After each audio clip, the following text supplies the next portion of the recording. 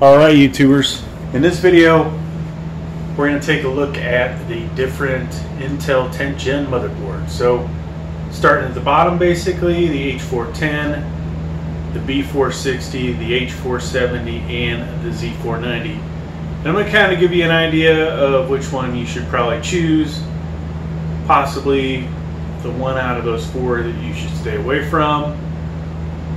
So let's get into it. Alright YouTubers, so we're going to do a basic overview of Intel's 10th Gen motherboards. So if you see my channel, you've seen I've had I think 8 400 series motherboards come through the door. I've got 4 of those that I'm going to go into detail, and then we've got 6 of the boxes. So a lot of things you should expect with the 10th Gen, and some things, you know, get better as you go from one chipset to another. So starting off, let's talk about what's going to be in the box. Of course, you're going to get a motherboard, right? And depending on how good a quality of a motherboard you get, you may have an I/O shield. You'll probably get anywhere from 1 to 3 M.2 screws. Usually 2 SATA 3 cables. You'll get a driver disc. You may even get a sticker, as you can see inside of there. And then a manual. So those are, you know, basically the accessories that come with it. And now what I have in front of us is we have an H410, we have a B460, we have a H470, and then we have a Z490. Alright, so not shown are one of the sizes of the motherboards you can get. Actually, there's 2 sizes not shown. We don't have the mini ITX. I did buy one, and currently it is unavailable. This is micro ATX, and the others shown here are ATX. There's also EATX, and that would be basically your 4 sizes of motherboards that are available with 10th Gen. Alright, so let's kind of talk about some of the differences you're going to see between these. Obviously, you know, at some ends of the scale, quality may be worse than others. If you're buying a Z490, you should expect a lot more than if you were to buy this H410. The ones in between have some of the features that you may see in a Z490, and some of the features that you may see on the low end. So let's start with H410. Now, most likely with the H410, you're only going to see one PCI Express slot. You will probably see 1 or 2 of these 1-inch PCI Express slots, so you're not going to have a lot of expansion.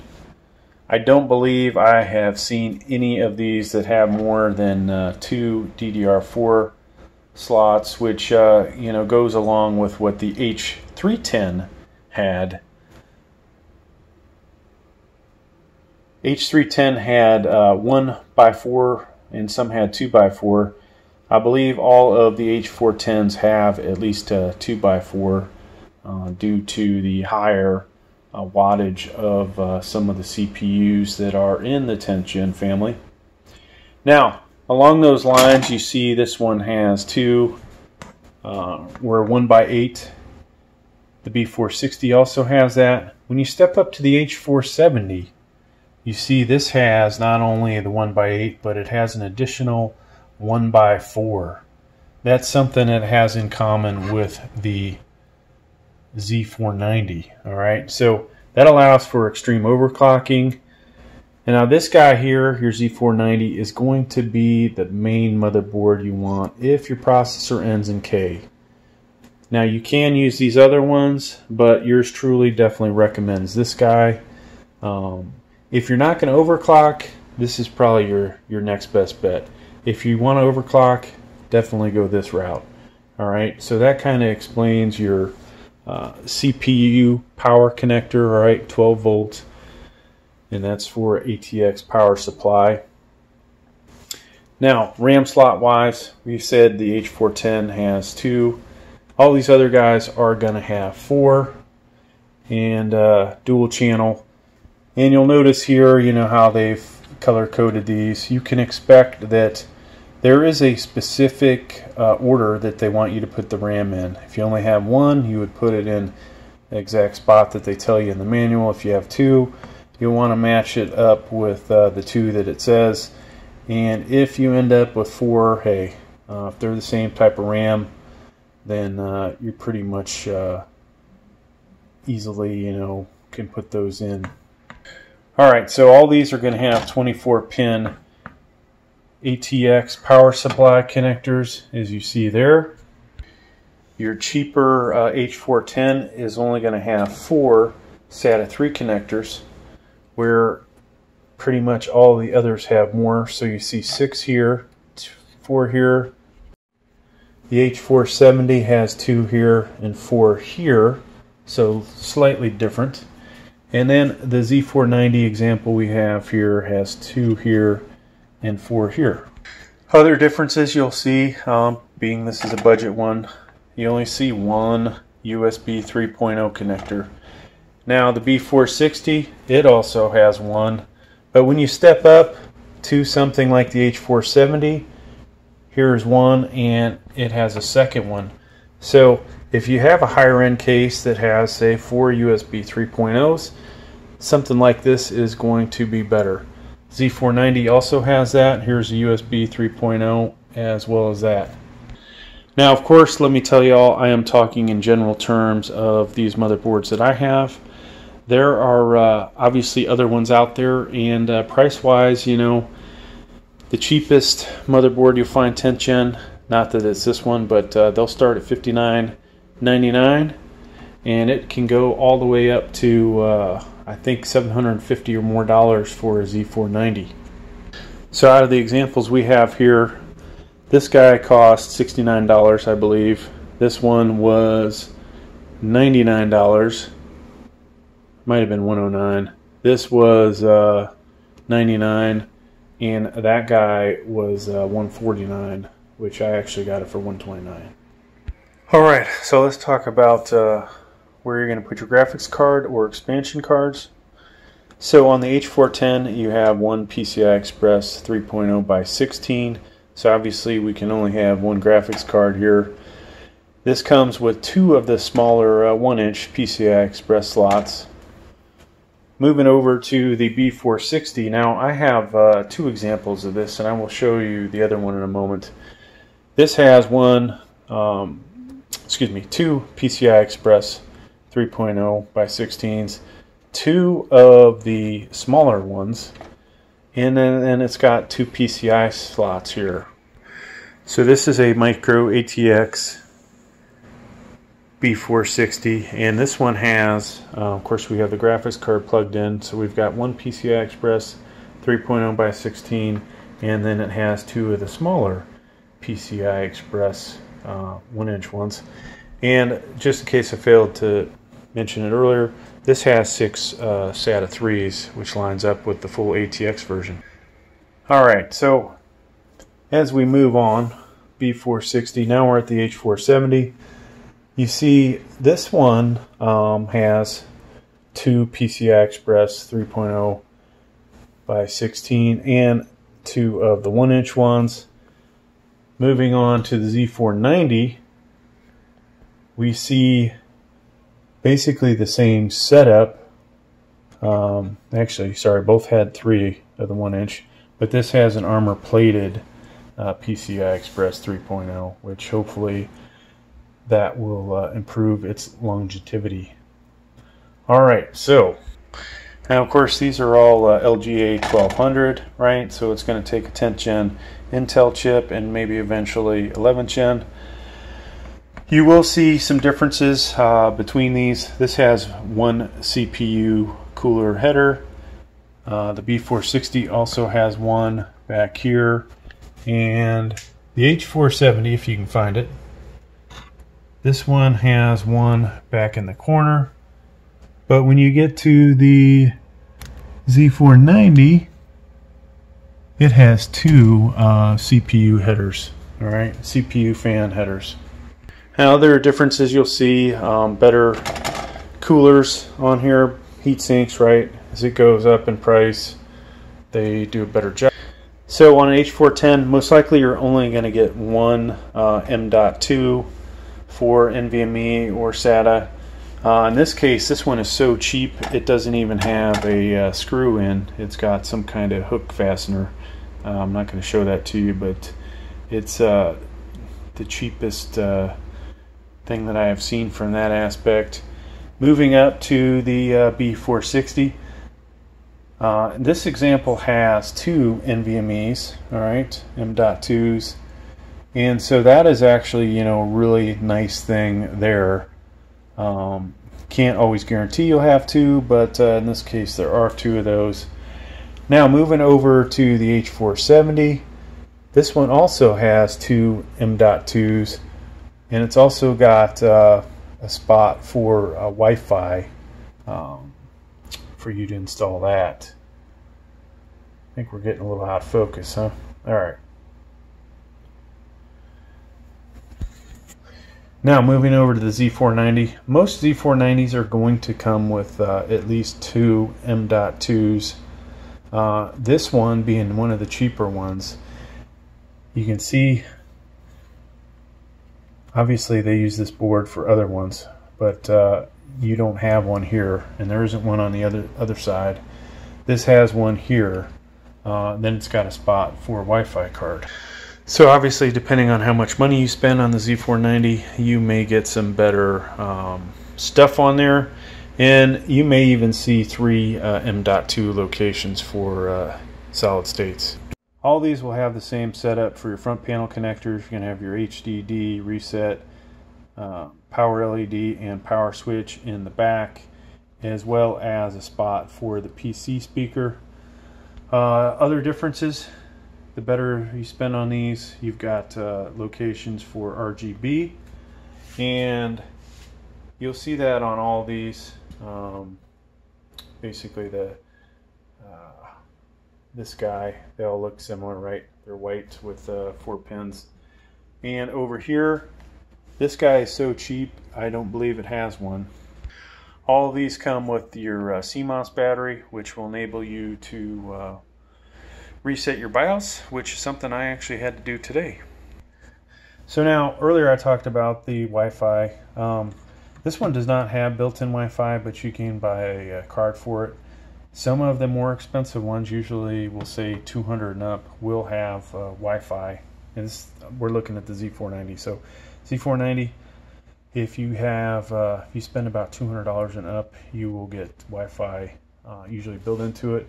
Something like these other guys, it's pretty much, you know, an additional 50 bucks. So where I got this for 100 bucks, you may be able to find a model that's 150 that has Wi-Fi. Same with the B460. Now, we did have a B460 mini ITX that had Wi-Fi. That was $150.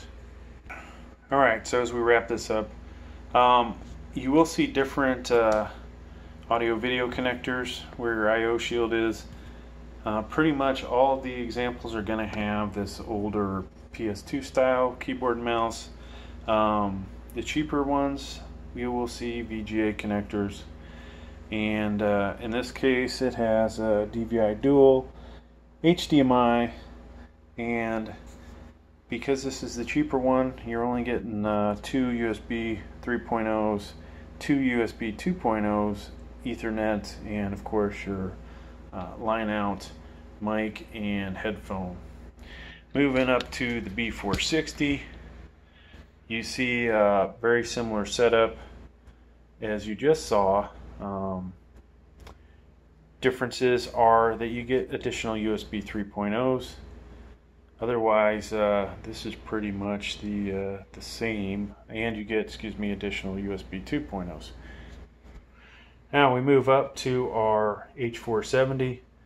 This one has some differences. Got all the same USBs for 3.0. Sorry, it's got two USB 3.0s. It has a Gen 3.2, I believe it is, and a Type-C Charlie connector, two USB 2.0s, the PS2 style. We have HDMI and DisplayPort, and then we have an access for the antenna for the Wi-Fi card. Then we have the same audio connectors. Now you'll see the Z490 has pretty much the same exact stuff as the H470 did, and you know, depending on how much you spend on one of these, you will see differences in what kind of connectors it has. Alright folks, well, hopefully you found something useful in this video. As you can see, you know, the more you spend, usually the better the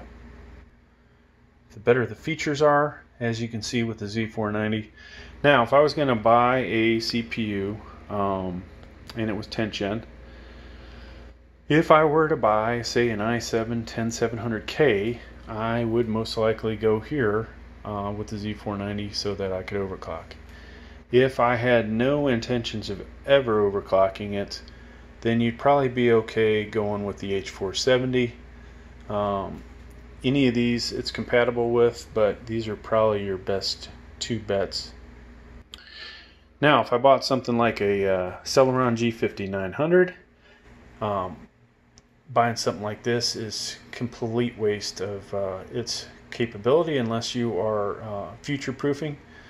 Same here. You're going to want to stick with something between the H410 and the B460. Now, if I had an i5 10400, pretty much any one of these would work good, and including this one, even though this is, you know, kind of overkill for it. But this would be probably, you know, the point where you would get off the train at the H470. Now, if you want to talk about RAM, which we did earlier, there are other issues that you will find come up with the H410. If you have RAM that you know, is rated at, say, 3200, 3600, you're going to be limited by your CPU and how fast the RAM can be. So most likely it is not going to be any greater than 2666 or 2993. The same with the B460, and I have not tried it out yet, but I believe it's the same with the H470. Now over here you can have the higher speed RAM all the way up to, I think it's 4800. Now, will you have any issues with it with new technology? There is a possibility that you could have some issues with it. Yours truly has had plenty of issues with the higher speed RAM. So let's talk about one last thing as I wrap this up. CPU coolers. So if the processor does not end in a K, or possibly if there's an X in the future, but at least for now, if it doesn't end in a K, you're going to get a CPU cooler like the one in front of us. This is the same one that Intel used on the 8th and 9th gen. So, which tells me that that was LGA 1151, and this is LGA 1200. That fan works. Over here, Cooler Master, I think it's EVO 212. You'll see online it only mentions LGA 1151. I have gotten this to work quite well with my LGA 1200. So what you're going to find right now is the manufacturers are not doing a good job of updating their literature to let you know if the CPU cooler that you're looking at actually works with LGA 1200. In the future, I've got a few CPU coolers coming in. We're going to install all of them and just verify that they actually work. at some point I would like to say without a doubt that a CPU fan meant for LGA 1151 is good for LGA 1200. Now, if you were to look at the size of the chips, they are identical dimensionally from what I saw. The main differences are there are 49 more pins. Now, there are other issues, obviously, mechanically and electrically, that go on inside of the CPU and in your socket. But for the most part, you know, the area that is going to make contact with the CPU cooler appears to be the same. So with that, could we say that all the LGA 1151 coolers will work with LGA 1200? Possibly. But, you know, until I prove something, I'm going to have to say I'm not sure. But like I said, hey, thanks for checking out the video. I hope you did get something out of it. And if you did, please like. And thank you.